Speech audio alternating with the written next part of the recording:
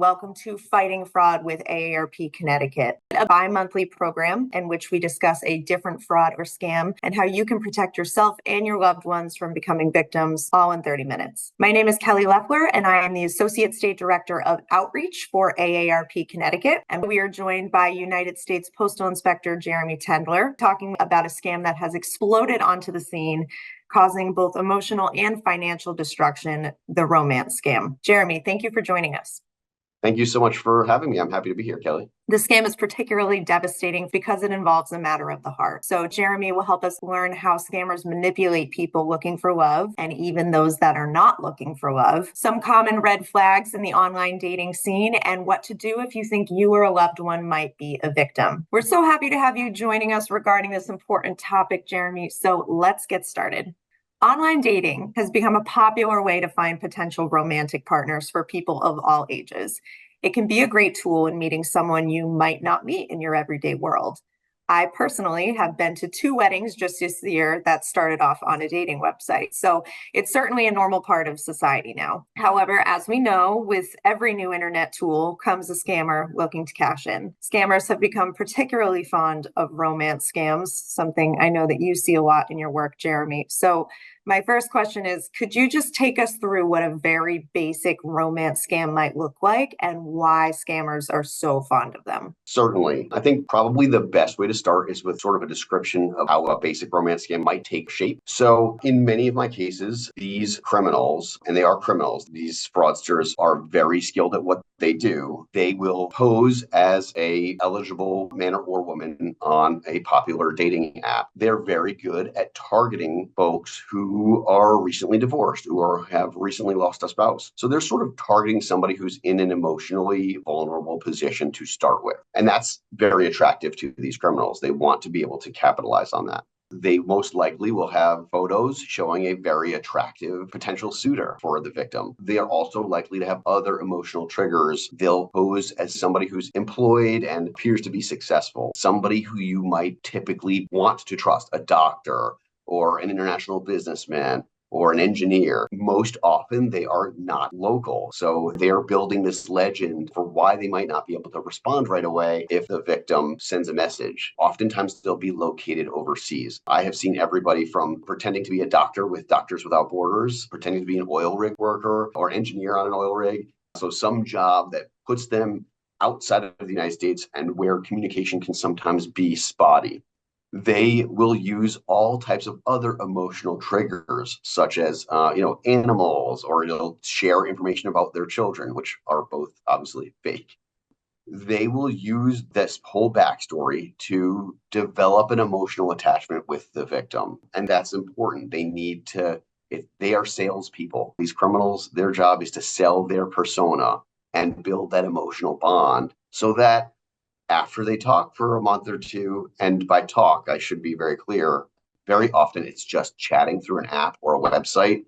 I have seen more and more people talking on the actual telephone, but very rarely will you have video. They'll very quickly establish this loving relationship, ask the victim to marry them, and then all of a sudden, turmoil strikes. This person is struck with some type of emergency where they're with Doctors Without Borders and their camp has been attacked, or they've been kidnapped, or there was a fire on the oil rig and they need some money very quickly. And oftentimes they'll ask for just a little bit of money or a gift card, or my phone ran out of minutes. Can you buy me a card at Walgreens?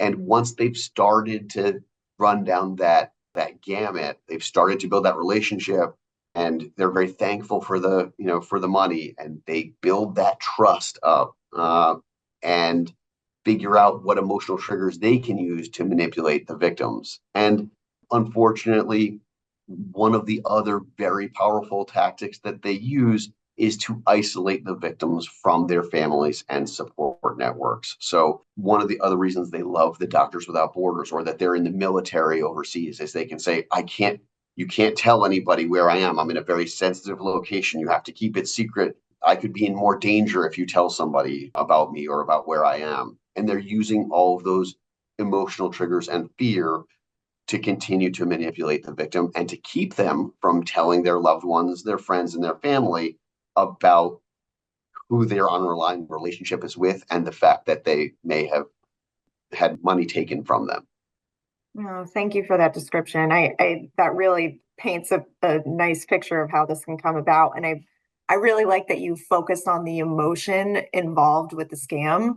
AARP has interviewed career scammers that say that their main objective is to get and keep victims what they call under the ether, which just means in a heightened emotional state, like you said, so that they aren't thinking as clearly and they make a crucial mistake.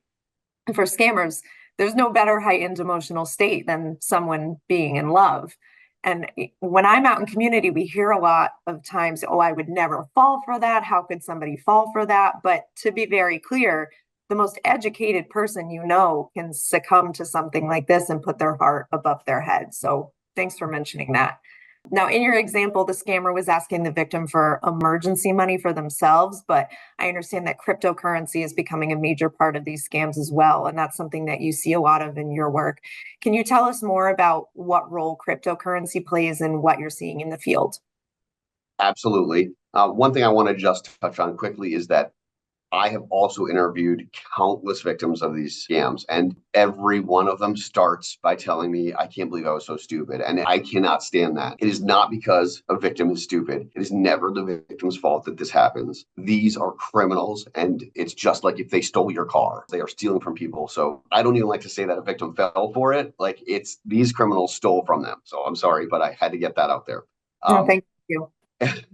In terms of the cryptocurrency, yes, I have seen various ways that cryptocurrency has come into it. Oftentimes, victims will initially send money. Again, they'll buy a gift card. Sometimes they will be induced to send a wire transfer or to send a check in the mail or even to send cash in the mail. Those things are easier for law enforcement to intercept. If I'm a postal inspector and I was able to flag an address because one victim had reported they sent cash in the mail, I can maybe watch and look to seize any cash that is going to that address. A banker at your local bank, the victim's bank, could very well say, hey, do you know why you're sending this money? And ask questions that could make a victim question, why would do I really know why I'm sending this money? So the way cryptocurrency has really come into this, it's a great tool for these scammers because they can direct a victim to basically an ATM machine in a gas station. And that ATM machine is not asking any tough questions. So it's very easy. And second of all, the money is instantaneously in the hands of the scammer. Whereas if a victim is made to send money in the mail, maybe it takes a few days for that piece of mail to get to the scammer. Whereas the cryptocurrency is there right away, and it's much more difficult for law enforcement to seize, which is not to say it's impossible. It is certainly possible to seize cryptocurrency, but it is much more fleeting. The opportunity to seize it is much more fleeting. And I understand that with cryptocurrency, I know I've heard you speak in the past, and you said that these are sometimes, they get the victim to kind of become part of the scam too. And they basically have like an enterprise of criminals kind of getting big bucks out of these victims. Can you tell us a little bit more about that? Yes. So, for example, Kelly, if you were victimized in one of these scams and these criminals stole every penny that you had available to you, which is their goal. Their goal is to take everything you have. They want you to put a mortgage on your house. They want every penny that you have access to.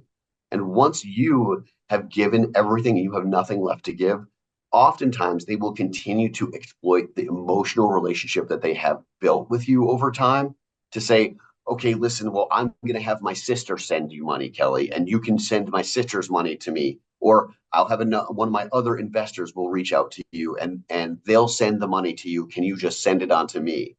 And what's really happening is it's other victims that are sending you the money. And you're unwittingly just becoming what we call a money mule. You're helping not because you have any ill intent, but you still are under the ether, as you said, and you still have this emotional attachment and you believe you're trying to help the love of your life to get out of whatever trouble. So yes, unfortunately, these victims oftentimes are then used as unwitting participants in helping scam other people. The the other side of that is these crimes, you don't know that you're doing anything wrong. And it's very difficult when you sit down with that victim to say, no, all that money, that wasn't from John Smith's sister, that was from another victim. And it's very emotionally difficult for the victims on that side too. Absolutely. So Online dating's not going away, right? And people are still going to seek out these platforms for all of the right reasons. But when they're doing that, what are some common red flags that they can look out for? And how can people stay safe when using a dating website?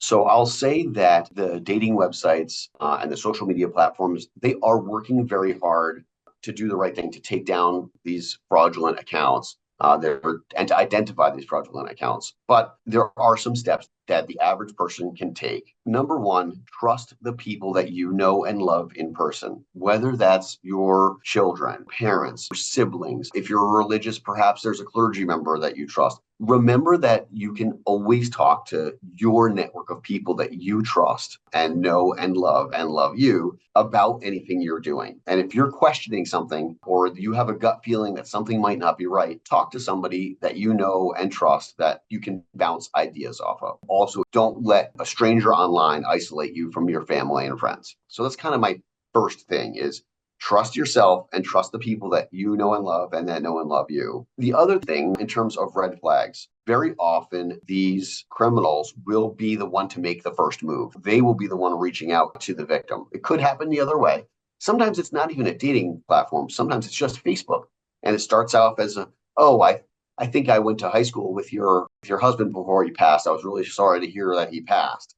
And it will start as a friendship type relationship. So I don't want romance necessarily to only mean dating. There are other emotional attachments that can be made and taken advantage of. But in terms of red flags, somebody who claims to be a friend of a friend, but that you don't recognize, somebody that very quickly knows a lot about you. One of the things that we're seeing is these criminals do a lot of research. And while the internet and social media have been a fantastic tool for us to connect with our friends and family, many of us have a lot of our personal information out on the open web. So if you have an open Facebook profile where you talk about the fact that you love rescuing cats and crocheting and that your grandchildren have just graduated from such and such a college, there's a lot of personal information out there. These criminals will use that information to build those emotional bonds. So very quickly, they'll establish those emotional bonds and very quickly profess their love or pressure you to invest in,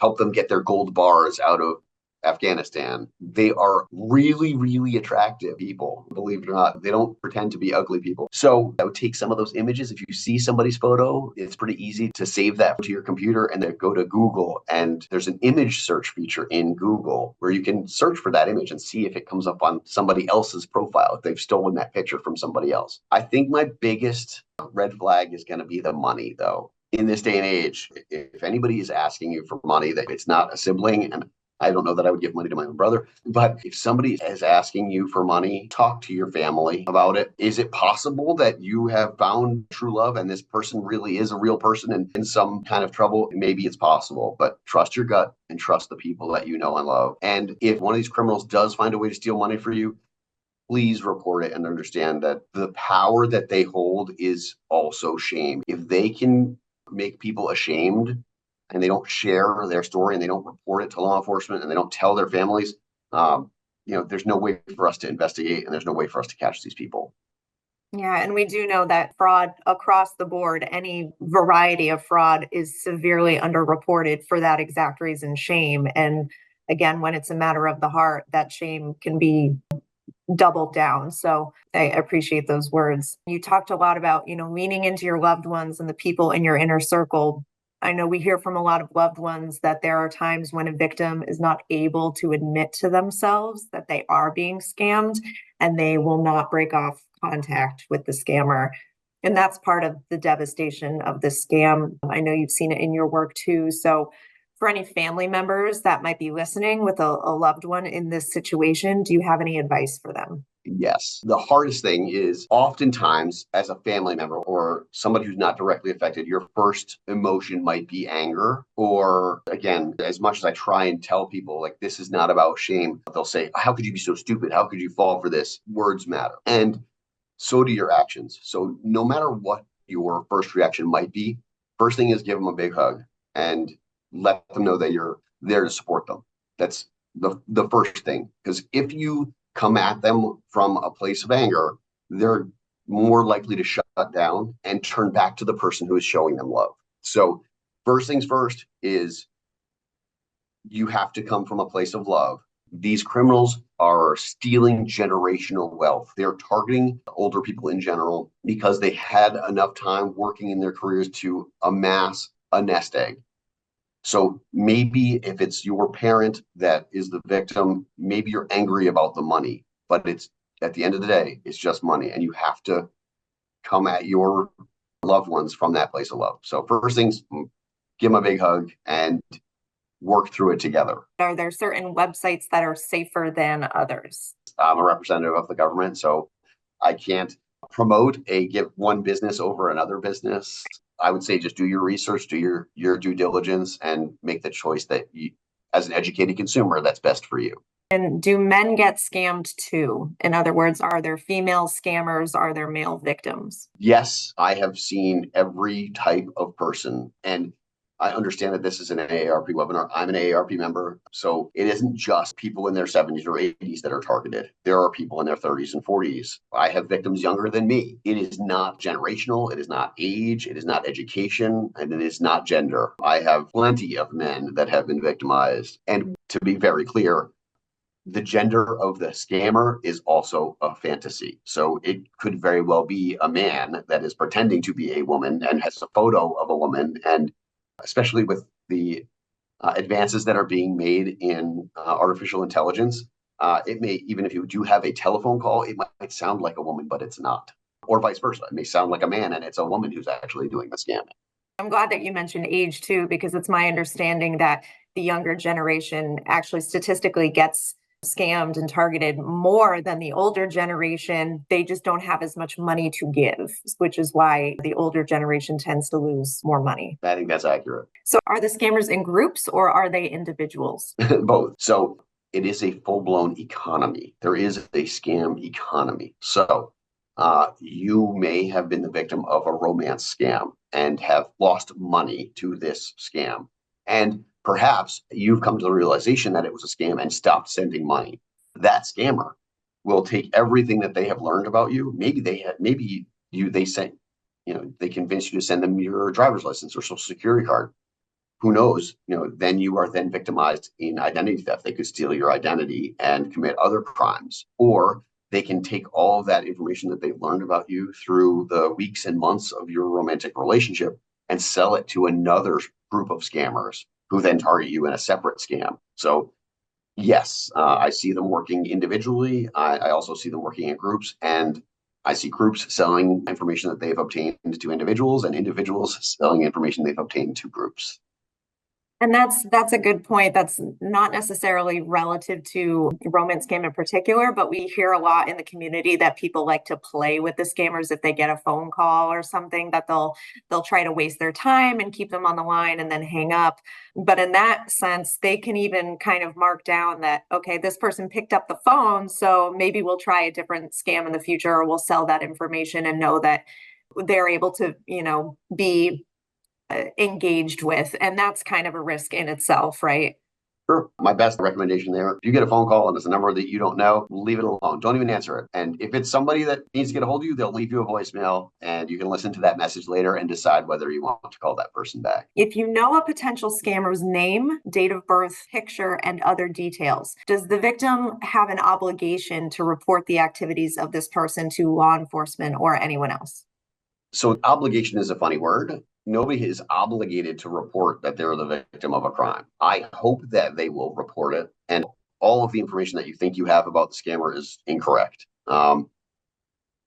Almost all of these romance scams are being perpetrated overseas. So very, very rarely is a US-based person for real in the romance fraud landscape. There are lots of frauds that do have a US base, and there are certainly romance scammers in the United States of America, but by and large, they are overseas actors that are actually doing the scamming. So it's highly unlikely that you have a real name and date of birth. But anything you do have, please do share with law enforcement, because you may understand that they have stolen X number of dollars from you, but understand that they're using that same online profile to steal from potentially dozens of other people. So are you obligated to share that information? No. but I certainly hope that you do. Thanks. And do these scammers ever get caught? Yes, I'm working on a number of active cases. We are making arrests.